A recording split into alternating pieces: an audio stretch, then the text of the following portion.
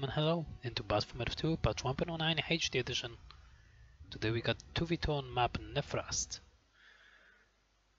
Map that is barely seen, and our players are going to be JohannTily playing as Isengard.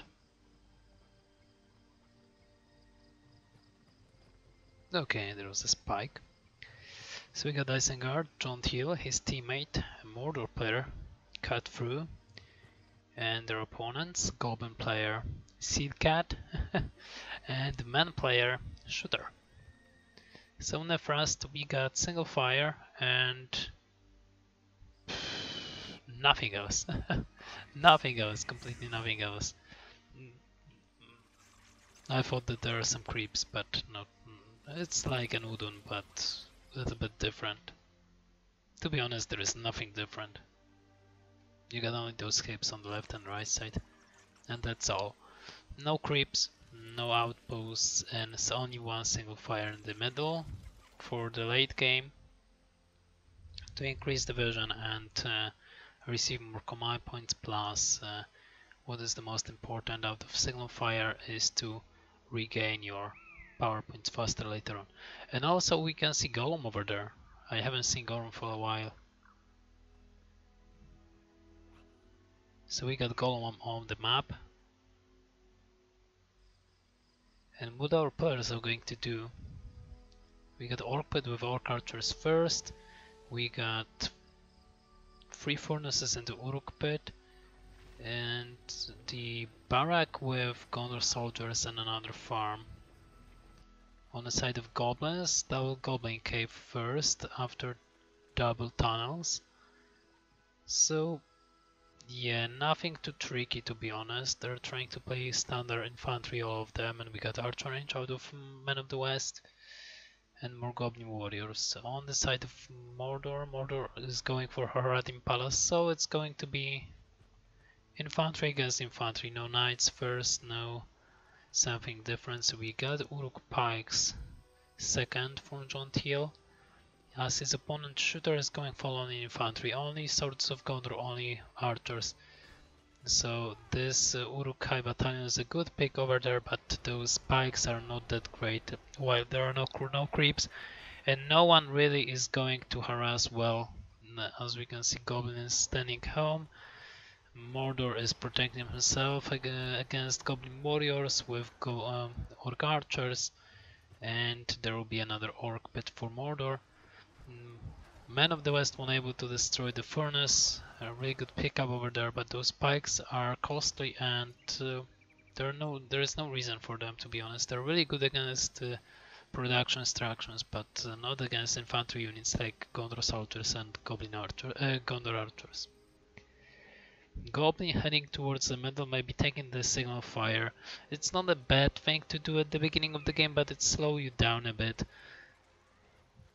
So I definitely recommend it to pick the signal file later on when you establish something and you can do it. So as we can see, pikes will be demolished here, completely killed, all of them. There's completely no point to send them, and there is a war chant. But immediately after, the Elfen would appear, so those Uruk-hais will be killed. Actually, this battalion receiving level 2. It just point out that you should retreat this battalion. You don't want to waste your running call like that. The Elfenwood is pretty good in defense also, like in offense.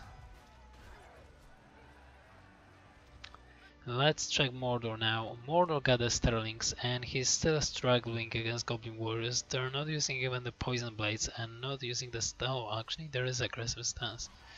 But they're not using the poison blades, which on 1.09 is necessary to deal more damage towards the structure. So now they may be able to pick up the slaughterhouse, and they will be, because those archers are getting away. Oh, actually, wrong side, and this slaughterhouse is going down level 2. On this side as well, another slaughterhouse is going down. So it seems that Mordor is not actually fighting with his opponent, he is not pushing forward, he's pushed back all the time. With all those infantry units, he could be able to deal a really good amount of damage towards his opponent. This is something that I don't like, whacking units when you cannot bot them. Goblin archers really good against Sterlings. And what JohannTily get? Another infantry Uruk pit. It's not looking good when you get to face the Gondor archers, but it seems that Gondor is going for the fire arrows and get level 3 for archer range. Not the greatest idea. Of course, he's dealing only with infantry, so it's okay, but you invest so much resources to just deal with infantry, you can go knights. And definitely as Man of the West, you got the best knights in the game. And you don't need pikes when your opponent doesn't have the work pit over there. Of course, the pikes can easily take down the structures like the production structures, but you don't want to waste this many resources just to get it. So we'll see. Uruk has 2 battalions of them, Warchant been used, so it seems that the JohannTily received back this signal fire and he is going to work against this archer range. In the meantime, he will take down the farm of Shooter. And as we can see, this battalion doing completely nothing out of position and quacking the Gondor archers, Gondor soldiers is not the answer over there. Also, this dormitory expansion is not the greatest idea while you don't have any Italians, and I think he's supply block at the moment. Not at all, but he doesn't have quite yet resources and he was pushed back. As we can see, the Gondor archer has been killed. Mordor been activated actually. He's actively trying to deal damage towards his opponent. He is not spreading the army. There are 2 trolls with a stick and more Goblin warriors. The Goblin warriors are not enough against Goblin archer. Mordor archers, and as we can see, Goblin archers been completely killed and demolished. 2 trolls moving forward with both of them receive stick. We got Nazgul and Esterlings that are enough to stop those 2 trolls from dealing damage. And in the meantime, Shooter is going to lose another farm, or it's going to be really low on health. The entire army is here, which is not that huge in this point of the game, which shouldn't be bigger. And as we can see, those 2 trolls going through, but there are archers, there are Esterlings in the tower. Oh, maybe the Mordor player doesn't. So what's going to happen is base. He's trying to deal more and more damage. I have Sauron been used. Yes, he's pushing forward. Troll is immediately out. He should be killed. Oh my god, those orc archers are dealing damage towards the structure. That's definitely something that you don't want to do. The fissure is going down nonetheless, rebels remain. The fortress over there is going down, the barricade is here, 1 troll remains. How about the Isengard? Isengard is pushing forward, as we can see, and which is weird thing over there. Goblin got the cave troll, cave bats, and he's not using it. He's not working with his teammate at all. He could definitely use the cave bats to reduce the armor and damage of the bonuses over there that JohannTily received. He got 2k resources all stack over there. No army, to be honest, and that's really weird to stack this amount of resources when you got no command points, because 400 is not enough. Troll is low and health on level 3.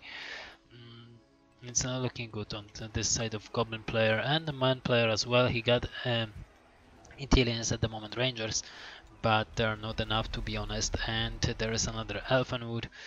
There are no riders yet for JohannTily, and he's going for another infantry Uruk pit, which is super weird when you get to face the Rangers and the Dorm. That's super weird idea to go with only infantry when you get to face such a battalion. But of course, with the formation over there, those Rangers aren't dealing that much of the damage. Another Warchant. This is why it's important to get the signal fire later on if you want to use your power points faster. And Warchant respawn is pretty fast, so it's definitely worth it. But not in the beginning of the game, you just wasted the momentum over there. So this army of Urukhais will be killed, the 1 battalion of Rangers is going to stay here. And now, on the side of... Now we got the work pit added to the composition. On the side of Isengard, I would think about dealing some damage towards the Goblin player to just increase the chance of Mordor to move forward. We got tavern over there and another tavern. First one will receive level 2, so there will be upgrades. I would rather suggest to go for some Harradin palaces. There is no Bombadil for Shooter, 10 power points per SealCat, the Goblin player, so the Wise Man Dalman, I assume. And cutthroat got Eye of Sauron and Barricade. And for power points, also 2k resources. This is worth mentioning too. So many resources, and they will be spent. Of course, not on orcs, but on upgrades, I assume. About Man of the West, he's using all his entire army actually to deal some damage to the Uruk-hais. Uruk-hais not really moving, and the thing with those Uruk-hais, you don't want to waste them like that. If you don't have upgrades, you don't go for the fortress. You got Wartron, I understand that, but you don't have upgrades, you will not stand a chance against Rangers, as you can see. And there is a trigger of Tom Bombard. The shooter was forced to use it against 4 battalions of Uruk-hais. They should sprint and get away. You don't want to waste Uruk-hais, their costs over 100 resources, so you'd like to retreat them if possible and save them for another day.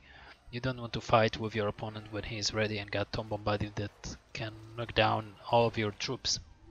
Deal some damage, destroy some structures around, help your teammates destroying the Goblin player. There are at least 3 tunnels that are not taken care of by the Mordor player, which we cannot even spoke about them because he's doing his job trying to deal as much damage as possible, of course, but he is not spreading his Uruk-hais, his orcs around the map to deal more damage towards the Goblin player. Also, he got another tavern, while if we check the command points over there, he doesn't have command points, enough command points to go for Corsairs of Umbar. There will be a troll cage as well, so it seems that Mordor doesn't know what he's want to do, and he's doing everything. The one thing that Mordor should do actually in this point is getting himself Mouse Armor. Mouse Armor cannot be pushed back by the troll with a stick, and he easily kill him later on even with Evil Eye, so definitely Mordor should think about this stuff and not leveling up Throat to level 5, which in this case he will heal himself up if you give him a chance. He will heal himself up, he bunch those orcs, smash those orcs like they are nothing, which they are nothing to him, and leveling up on them, receiving level 6 in the process. It's something that you don't want to do with the trolls on 1.09. Just throwing the units that doesn't do anything except leveling up this almighty troll on level 7, and his stick is changed to some clump over there. On the side of Man of the West, with this 1 battalion of rangers that receive fire arrows, he got level 7 for itself. It's extraordinary, and we got Drogov on the battlefield. This is weird that Mordor allow his opponent to get Drogov, and all of his ideas now, all of that he would like to do is pointless. Those Corsairs are pointless, those trolls are pointless completely, because now if Drogov will level up, he will be able to push back the Mordor player as he is doing at the moment. Nazgul has been killed already, but on the side of Man of the West, who got the Rangers on level 8, he's trying to deal as much damage to infantry units as possible, upgrades on the way for the Isengard player, and he got the Work Riders with the first battalion that he possessed, I assume. Yes, indeed, the first battalion from the Work Pit that he upgrades to level 3 for some reason. And as we can see, Goblin is pushing back. Those Corsairs are meaningless completely. They don't level up Drogov, they level up this troll, this almighty troll on level 8, and they're not going to deal any damage, or not enough damage to be able to push back the opponent. Of course, they're not that costly for the Mordor player, as we can see over there. He got enough resources to rebut them, or actually not, he's going for fire arrows. For some reason he doesn't have even archers. Maybe he's going for orc archers. They're not going to deal that much damage. They're not that good against Drogov, so you definitely don't want them. Frozen Rain from the side of Isengard, they buff all the units for Goblins. Goblin doesn't care. Something else goes for Shadow, who got only those Rangers on level 10 and nothing else. He will be defeated. There is no way that he could survive this. And there is this lonely Drogov facing the entire army of Mordor by himself, and the troll is going to help him. But as we can see at the moment, the Isengard player just now receive the heavy armor and will work towards forge blades, I assume. So there is no way that Mordor could push back, the goblin could push back the opponents by himself, even with the Drogoth, even on level 3. He just doesn't have what he needs in order to do it. He got lots of resources, although he could use them. He got 15 power points, also could be used for scavenger, for example. When you got Drogoth, you can kill lots of units and deal lots and lots of damage. But he's going straight forward towards someone of water. Those crossbow, they deal a little bit of damage, and now definitely the cave bats could be used, but they haven't been, so the Drogoth is down. Drogoth is killed. The only thing that stops actually Isengard army from moving is the water. Of course, water is not able to kill them all, so that's going to be over. And another thing, when you got those tunnels over there, you don't want to commit your entire army to just deal some damage to one single tunnel when you got upgraded units, and they are of course Uruk-hais. But as we can see, Mordor and Isengard are pushing forward. Even Banneker is being brought over there, so that's actually weird. And the worm has been summoned, the water as well from the goblin player, the worm is from the Mordor. And as we can see, there is a spread on the Isengard forces, so he will not lose all of them. And that was the last thing that Mordor, the goblin, could do. He's summoning himself a Wiseman of Dawnland, but it doesn't matter if he destroys all of this. At the moment he will not be able to take down the fortress, which is the most important thing in time. So as we can see, Isengard and Mordor won the battle. It was rather one-sided. Map is pretty much the same as Udun, with only one single fire on the middle. Who will take it in the late game will receive definitely the boost for respawn of the spells and vision, first of all, on the middle area. So SealCat has been defeated. As I said before, a rather one-sided game with clear victor, because man and goblin player hasn't been pushed that far, the opponents, just in the beginning of the game, but later on they just step back waiting for the opponents to come for them, and that was their downfall. And anyway, thank you for watching, hope you enjoy, feel free to follow and subscribe, and see you next time. Bye bye.